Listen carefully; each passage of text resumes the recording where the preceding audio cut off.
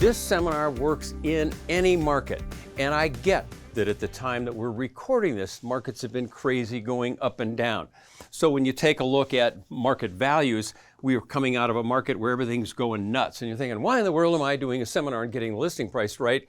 I don't need that, because the definition of this market means it's not going to be that market. Yeah, it's been going crazy here, but you know, come on, you all know if you've been in the business that pretty soon the market's going to start flattening out, interest rates are going to go up a little bit, supplies are going to fill in, builders are going to start building property. Then pretty soon the market's going to do this. We hope it doesn't do that, but it's clearly going to change. But the problem is the sellers are still up here.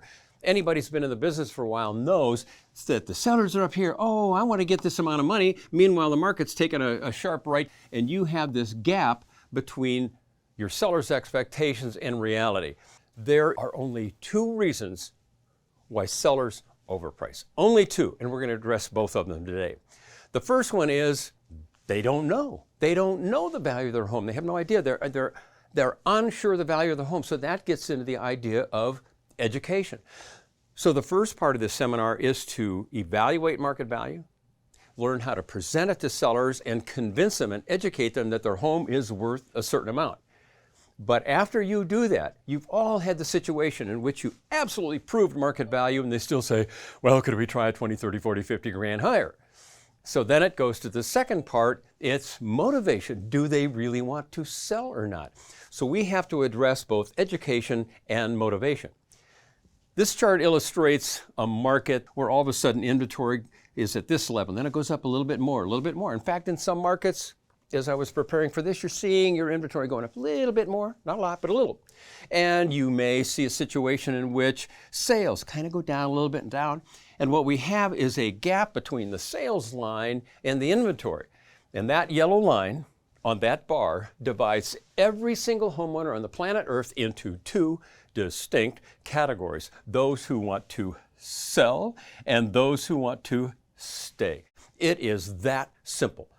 So often we look for that middle ground, that gray area. There's no gray area. A home will either sell or it will stay. And one of the things that we can do with a seller when we talk motivation, Mr. and Mrs. Seller, have you definitely decided to move it this time? In that case, I'm going to put this little card here to remind that you are going to sell.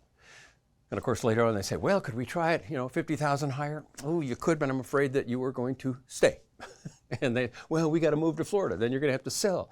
Yeah, but we really need the money. Well, then you might have to stay. And I don't mean to be flippant with them, but you're going to have to divide every listing into those two categories. So one of the most important points that I have made in my seminars for years, it's about the motivation, not the money. We spend so much time trying to prove it's only worth a certain amount of money. We try to prove this and prove that and demonstrate and CMA and all the kind of stuff, and it doesn't work. We still have overpriced listings. And the reason for that is it's about the motivation, not the money. So if somebody wants to sell, they've got to be motivated to move. And I think of a good analogy. You try to get somebody to quit smoking or some other bad habit. Maybe you use smoking. And you can go to somebody in your life where you know they should quit smoking. You can show them CAT scans, dog scans, MRIs. You can show them everything in the world. You can give them a whole list of all the reasons why smoking isn't good for you. And you can have all the data, a CMA of non-smoking. And you know what? If they don't want to quit smoking, they're not going to quit. It's about the motivation. So the first thing you have to do in pricing before we get into the education is the motivation. Do you have a seller who wants to sell? And you ask the fundamental questions. Have you definitely decided to move at this time? And if they're not sure, then that's the first conversation you need to have. What issues need to be resolved? And every move involves issues of timing and leasing and purchasing and children and schools and everything else. So uncover those issues. What will this move accomplish for you? The desire to move has to be greater than the desire for some unrealistic price. And then a great question to ask any seller on any listing is, what would happen if it didn't sell? And if they say, well, if it doesn't sell, we'll just stay here for another couple of years. My kids love coming to visit. You don't have a motivated seller. But if I ask the question, what would happen if it didn't sell? I want a seller to say, I'll tell you what, if this place don't sell, we are going to burn it down. So you want some serious motivation. And back to my comment, and I'm going to remind it again. You ask the seller, do you want to sell or do you want to stay? And you may even use this card on a listing presentation. Say, you know, Mr. Seller, there are only two outcomes in the sale of real estate. Your home will either sell or you'll stay. There's no third side of this card. So before we begin, I just want to ask you a question. What is your ultimate objective? And if they say they want to sell, then great. Then everything I'm going to present to you tonight, all the pricing information I'm going to present will be designed to do this. And you can set the card down. My goal is to help all of you listening get your full commission. And I think one of the most challenging objections a realtor gets is a commission objection. Everything else is, you can deal with it, pricing, you know, those are easy. But commission objections are difficult for two reasons. Number one, it's your income, it's your money that they're trying to take from you. That just hurts on a financial. And on a second note, it's really difficult because you take it personally. They're attacking you. If a buyer says, we hate this house, you go, I don't care, it's not my house. But when you get a commission objection, you're likely to take it personally. Then the next challenge is, I think often agents will set up what I might call a false choice. They either say, well, either A, I have to cut my commission and cut into my profit, or B, walk away from the listing and get nothing. And if you think in terms of that on-off, very digital 1 and 0 thinking, you're pretty much out of luck. What I want to focus on is that gray in between. How do you get the listing and get it at full commission?